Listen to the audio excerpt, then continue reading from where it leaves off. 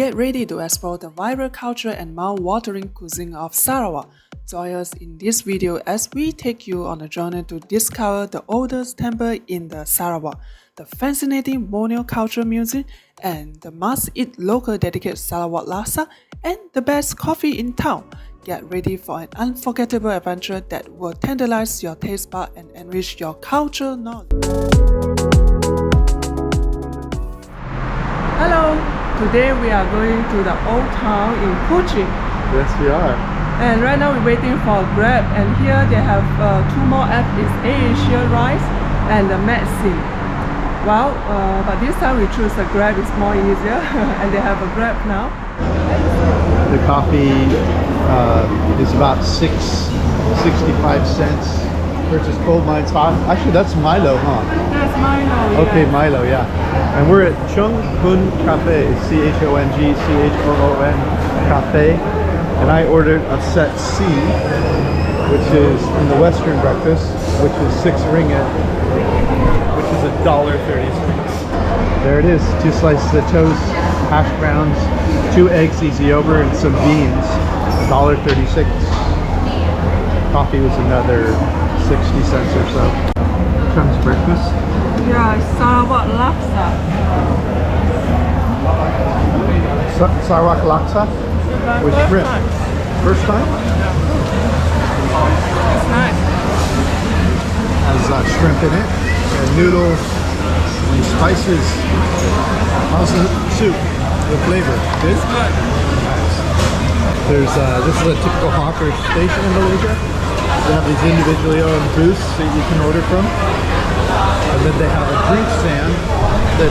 The drink stand is run by the owner, who's renting out the booths, and when you come in to eat, you have to buy a drink. So, as I mentioned, 𝐁𝐻 had a Milo, which is like a taco drink, and I have a coffee, and that's the drink stand over there. But they come to you. 𝐕𝐄𝐍𝐶𝐈𝐑𝐄, I'd never heard of this car before, so I looked in the windshield, and it's built with Nissan parts. Very cool car, huh? Nissan. I suppose it could be a kit car or something. I've never seen it. It's nice though. Imagine if you can get a car like that and has Nissan motor in it. That would be a great car. So just now we have a breakfast in 𝐁𝐻 Cafe, and I have a Sarawak laksa. Then have a Western breakfast, which is the egg with the bean and the hash brown for 6 ringgit. My one's 9 ringgit. 𝐁𝐻 Cafe is one of cafes or a higher rating in the Google review. So that's why we go there, and there's quite packed of people. If you are in the Kuching, definitely you can visit this place, and they have a 𝐾𝐻. I believe 𝐾𝐻 there also is very delicious because I have it before. That's why this time I'm trying is a laksa. This statue here is famous here in Kuching. The word Kuching in Malay means cat, and that's why the city is named after cats. So you'll see them all over the city. So this temple behind us is called Tuan Pek Tuan. It was first built in 1770. It's been refreshed, reconstructed several times since. It's named after the principal deity worshipped by the Chinese community here in Kuching. And it stands for peace, harmony, and lots of money for the Chinese people here. That's what it stands for. Very cool. It's open. Wow, this one's done really nicely. They picked this site, and the arrangement of the building is based on feng shui of all the dragons in the roof line. It's beautiful.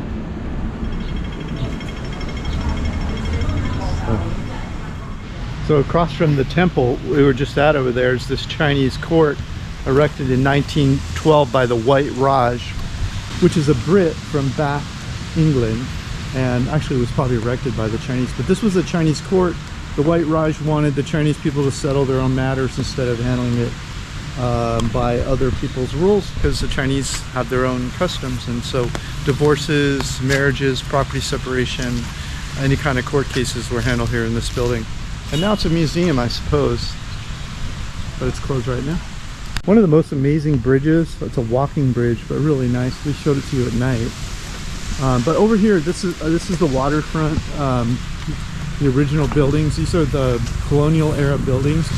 This was not bombed out as much as 𝐾𝐜𝐄, the city, which is in Sabah, because for whatever reason the Japanese and the Allied forces didn't bomb this all to hell. So some of these are World War II buildings, so you can get an idea what colonial architecture looked like. It was really Japan and Italy and Germany against the world. So technically at that time, the Malaysia, which didn't even exist yet in World War II, certainly not this part of Malaysia, was part of the Allied forces. So the Allied forces were bombing here to get rid of the Japanese at that time. And that's why they were bombing here, not to bomb the Malaysian people. They have these river cruises you can take along the river here. This is one of the boats you'll go on. It's been raining pretty much since we've been here, so we haven't been on the cruise yet. But if it dries up long enough, one day we'll head out there and let you know what it's like. It's daytime now, and you can see there's very few people here. But at night, this is like a walkway that everyone likes to walk on in the evening to enjoy their time in such a beautiful city. And we're getting closer to the bridge now. We'll show you that in a minute. Really done a great job with this waterfront. They have all these old trees here that are much older than a lot of the brickwork done here for the walkway, but it really adds a lot when they integrate the beauty of the past into the present time. Okay, I finally figured out what that building is. It's the State Assembly, in other words, for the state of Sarawak. And they can walk over there across this beautiful suspension bridge if they like. You can see the two, I'm not sure what they're called, but they're towers, I'll call them, with the suspension lines, and a beautiful walkway, which we'll show you at night as I'm talking right now. We were there at night where there's people and lights, and it's very beautiful. And back over here behind us is the Sarawak Craft Council. We're going to go in today and see the Sarawak local crafts. Wow, pretty cool. Crafts that you see are from the original people of Malaysia. Many still live in villages far away from the big city, and this is where you can get to know their crafts. Crazy stuff, huh? Yeah, Sarawak hat. Between the road and that beautiful suspension bridge is the square tower built in 1879. The original was burned to ground. Gold miners' rebellion in 1857. Now this is a fine dining restaurant. This is the old courthouse built in 1871. The clock tower was added in 1883. This was not just the courthouse, but it was the seat of the Sarawak government until the new beautiful one was built across the river that I showed you a second ago. These trees are just extraordinary. Very beautiful. That's the beginning of Carpenter Street, just really at the side of the courthouse here. Carpenter Street was a Chinese business area with coffee shops and stores and restaurants. And have a nice little temple here on the right. It's raining today, so Chen has her umbrella out. Wow, how cool. Let's go inside. Beautiful, huh? Yeah. Tiger, dragon. Whenever you walk through a Chinese temple, you want to look back at the doors that are open. If it's open, you can look back and see what the door looks like when it's closed. Often some of the best artwork is right on the front door. But this temple is quite beautiful. The 𝐶𝐈𝐀𝐍𝐿 temple was first built in 1863 by the Chinese immigrants as a house of worship for the deity, which I just said is located on Carpenter Street in the city center. It's known as a sacred place of worship for devotees and a historical monument. I bought the little candle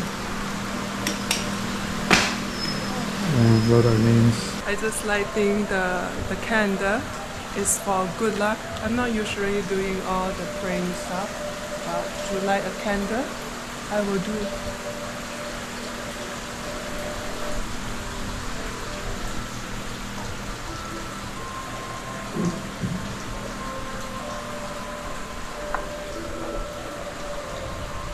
So what they believe is the gods will come and read the name and then will wish you all the best.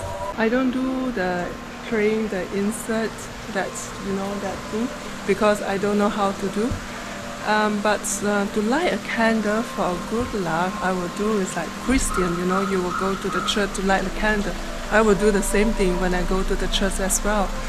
And this is called 𝐷𝒨, is in the Taoist religion. So this guy is a boss, the higher boss in the Taoism. But if you ask me that what is my religion, I would say that I believe who bring me good luck.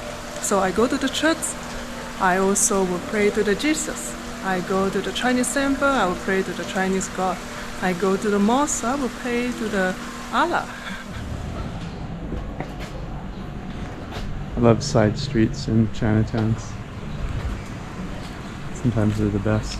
Of course, this is one of the oldest parts of town here on Carpenter Street, the Chinatown, that you could see the colonial era buildings here and all the overhangs. This is the older style design here with the wood security and the ventilation at the tops. We're going to stop in and have a black bean coffee here. I ordered this molasses latte, a hot one. Molasses latte. Yeah, and also one affogato for my Italian lover. Oh, yeah. So we are here in this coffee shop, one of the famous coffee shop in Kuching. It's nice.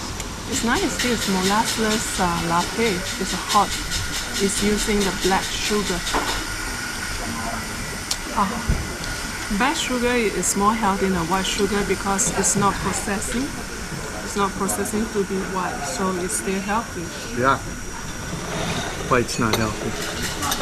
I didn't say that. I like the coffee. We should get one coffee back. Yeah. That's the mayor of 𝐶𝐻 City. Just having a nice casual day. Little wooden pegs are the markers for graves. Right in front of the mosque here. This is where the oldest mosque was built here, but it's burned down and they rebuilt this one in they said 1968, if I recall. Yeah. And so these graveyards are much older. Some of these would have been here at the time of the wooden mosque. So we are here at 12 o'clock and it's a praying time. We cannot go inside. That's why we didn't go inside. You have to come here at early morning, 8 o'clock, or after 2 o'clock, after the praying, so you can go in to see the mosque. Everyone is free to go. I'll call this the Central Park of Kuching. And there's a big museum right there. It's the new museum, they call it. We're going to go ahead in there and check it out. So this is the Borneo Cultural Museum. We're going to check it out. It's totem poles, or what I would call it totem poles. They're burial poles. They belong to a family. I'll do my best. 𝒂𝐈𝐀𝐿𝐼. And it took 2 years of hard work, craftsmanship to carve these. And it's in original condition. Carvings would have had ceramic plates and brass gongs decorating them. There's a difference in size between the two poles. Both have dragons, miniature creatures, and other carvings with huge fangs and jaws. In its original locations, they had a large flat stone sitting on top. This covered an opening where the remains were kept. So they would keep the jars of humans' remains inside of the opening where this was. And when the flesh had fallen off the bones, they would take the remains in the jar up to a mountain somewhere closer to God. So we are here right now in this Borneo Culture Museum. My ticket is 10 ringgit, Daniel ticket is 20 ringgit as a foreigner over 60 and above. The Borneo Culture Museum is a fascinating trip to the rich cultural heritage of Borneo, one of the largest islands in the world and home to a diverse range of active groups. The museum is dedicated to preserving and showcasing the cultural tradition of the indigenous people of Borneo, including the Dayak, Iban, and Kadazan Dusun, among others. The museum collection, including a diverse array of artifacts and exhibits that showcase the tradition, custom, art, music, and dress of the different active groups of Borneo, Visitors can learn about the history of Borneo indigenous people, their belief, and their way of life through interactive display and informative exhibit. One of the most intriguing exhibits is the Deep Scout Lady. The Deep Scout Lady is a female human scout discovered in the Nia Cave of Sarawak, Malaysia in 1958. This ancient scout is believed to be around 35,000 years old and is one of the oldest modern human remains found in Southeast Asia. The Borneo Cultural Museum is a fascinating and education experience that offers visitors a unique insight into the rich cultural heritage of Borneo indigenous people. It is a must-visit destination for anyone interested in learning about the diverse and vibrant culture of Southeast Asia.